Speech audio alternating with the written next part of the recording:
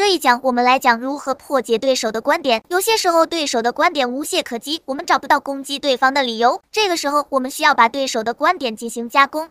加工成什么样子呢？把原本无懈可击的论点加工成漏洞百出的论点，这样就方便我们进行反驳了。专业术语叫做傀儡攻击。首先学习第一个技巧，简化对手论点。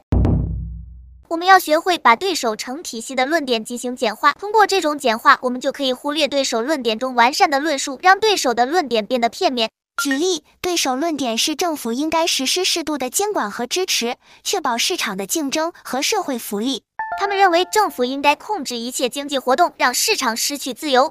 举例，对手论点是需要平衡的移民政策，包括对难民的接纳和对非法移民的管理。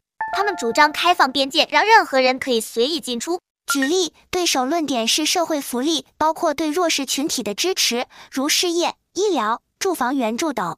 他们认为政府应该给每个人发钱，不需要任何工作。除了简化对手的论点，我们还可以尽量的歪曲对手的论点。与简化论点类似，我们也可以扭曲对手论点中的核心内容。举例，对手论点是教育系统需要改革，包括注重批判思维的培养。他们主张教学校里的孩子如何批评社会，甚至批判老师和自己的父母。举例，对手论点是需要更公平的税收政策，减轻中低收入群体的负担。他们主张对富人收重税，让所有人都变成穷光蛋。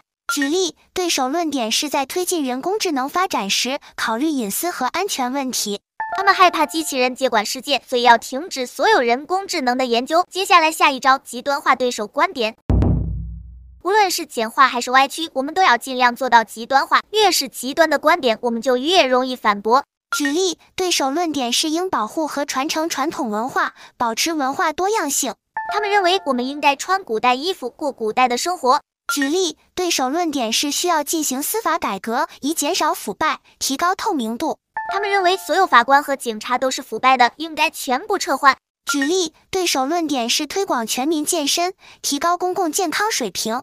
他们说我们每个人每天应该健身3个小时，否则不许吃饭。好了，通过简化、歪曲、极端化对手的论点，我们就可以方便地寻找到对方论点的突破口，更加容易地让我们占领道德的制高点。感谢教主大人的精彩讲解，我们下期再见。